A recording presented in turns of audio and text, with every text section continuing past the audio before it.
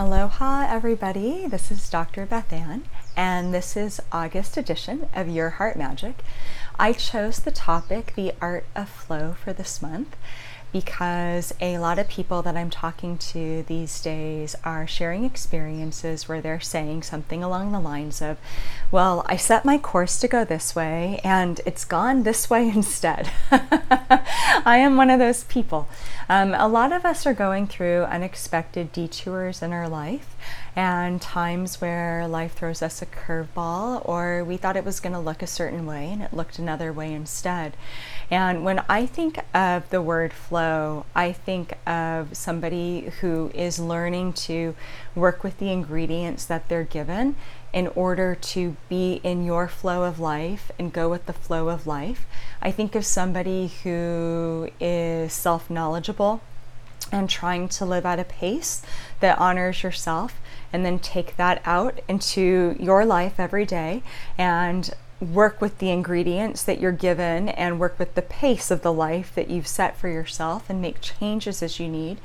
And I think about somebody who is intelligently using energy to work for them instead of over-efforting and resisting and making it work against them. And there's an art to all of that. And that's why I called it the art of flow, and I like art. But that's really something that we learn, and it's a work in progress for each of us, where we make constant course corrections and constantly integrate new ways of being into our personal art of flow. So there's 3 things that I want to share in this short video that I think we need in order to be living a life that embodies the art of flow. And the first one is allowing the process to unfold, which is easier said than done. We all have questions in our heart over our lives, and we have different questions because we're different individuals. Our souls have different purposes here, but we have questions about who we're called to be and what it's going to look like, and maybe questions about those we love and our relationships, questions about our higher purpose in this world and how all of it is going to unfold. And the purpose of life is really about just living the questions. We find our answers through the act of living them. It's not something, sometimes we have our answers that come through an epiphany and we have those aha moments, but often before that happens, we've been living the questions. We've been carrying them around in our heart, trying to find that sense of alignment and that sense of truth that helps us figure out whether it's a concrete answer or just a perspective shift that helps us feel more at peace with those. So of course we wanted the answers yesterday. Of course we all want to know. It is human nature to yearn for certainty and to just wish that we could know how it's going to look so that we could have the blueprint. It is also the process of the natural world to allow it to unfold. And since we are part of the natural world, we are part of nature, we are subject to those laws. And so each of us is unfolding as we go. And part of being in flow is allowing not only our own personal journey to unfold, but allowing our days to unfold, allowing them to kind of open up before us and to see, oh, okay, this is happening now, and this is happening now, and this is happening now. And when we try and control the energy and try and say it's going to look a certain way, I'm going to look a certain way, it needs to happen this way, it really restricts flow.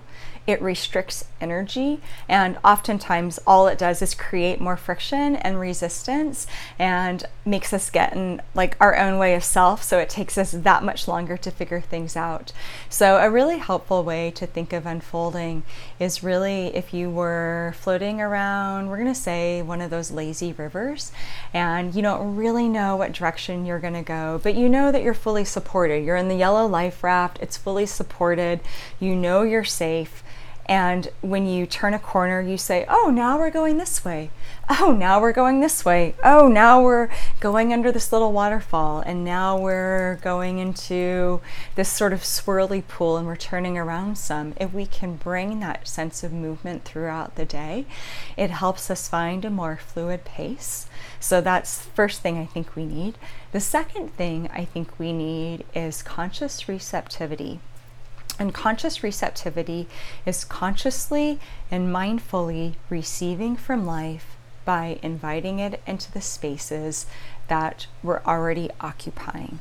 And what I mean by that, to make this really concrete for you, is a beautiful way to start the day is just to set your intention, your prayer, your manifestation, your heart purpose, and say, I invite life, higher power, universe, energy, and ask that you help me create joy today, help me create happiness today, help me create clarity today, help me create prosperity today. You choose what you're wanting to create, but help me create, fill in the blank with the ingredients that I'm given. We mindfully invite life into our day, into the spaces that we're already occupying, and we say, help me create from here. What this does is it keeps us from over-efforting and thinking that we always have to create something new and do something new, and it helps us sort of recycle and upcycle and use the ingredients we have right in front of us right now and make something from that. There's so many people I know who are waiting to start something or do something or make a change because they feel like they don't have what they need at this particular point in time.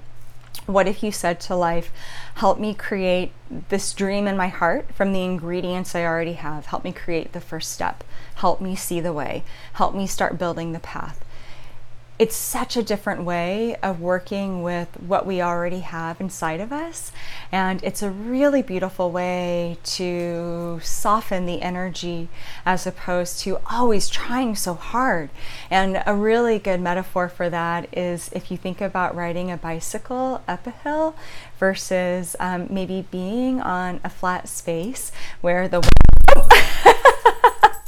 I said the wind and the door just slammed shut. There we go. That's there's a metaphor. Instead of the door shutting itself, the door let the wind shut it. That's the idea that we want to bring to our days, letting the winds of life blow us along so we can more effortlessly pedal, so we can more effortlessly move, as opposed to riding into the wind and always trying to work against the energy. So with that, the last thing that I think we need in order to practice the art of flow is approaching each day with an attitude of curiosity and discovery. In some ways, it's a very childlike attitude where, what if each day really was an unwritten page where it is, even if we have stuff in our calendar that we filled the day up with, we don't know how it's going to unfold. We don't know how each of those interactions will be. So what if it was a blank page and we were excited about that and thought, I wonder what will happen today. I wonder what I can create today. I wonder what I can make today. I wonder how I can see something differently or experience something in a novel way. When we are able to bring that energy into the day, it opens the possibilities. It actually opens up energy. Think about how more open you feel maybe just listening to this when you think about approaching a day and saying, what can I create today? What's waiting for me? As opposed to, it has to look a certain way and it must go the way I want it to. That closes us off. So it opens up energy when we're curious. It makes it more fun. That way, if something doesn't go according to plan or it doesn't go according to expectation, we're going to waste less time sort of spinning our wheels out and being upset about it, and we're going to be able to grab onto faster this attitude of hey life, this unexpected thing just happened. I'm inviting you to come meet me here and create something better from it. My computer just blew out, so I'm inviting you to come in and to help me navigate this and to help me find some solutions so that I can get this remedied. I invite you to help me creatively evolve my day. There's play to that, and there's fun, and there's a lightness to it. And there's something about that that's good for our mental health. It is good for our emotional health, and it's good for our spiritual health because it reminds us that we are creating something with the universe. We're creating something with spirit. We're not in this alone. We are always breathing in something bigger than ourselves and calling on unseen support to help us move forward and to help us create the lives that we desire. So I try and keep these around 10 minutes, and I'm right at 10:07. I'm going to wrap this up, and thank you so much for joining me. As you move forward into August, I encourage you to find ways to make the art of flow your own and find a daily practice where you can integrate it and say, how am I going to choose to flow with today? And then just be open to see what happens. Be open to shifting how you think about things, and be open to inviting new curiosity and wonder into your life. I wish everybody a beautiful August, lots of aloha and light to you, and I will see you back in September for September's edition of Your Heart Magic. And if you are looking for more support, you can pop over to my website, bethannkw.com, for my free soul care guide, intuitive mentorship, a free e-course, all sorts of good stuff. So be well, everybody.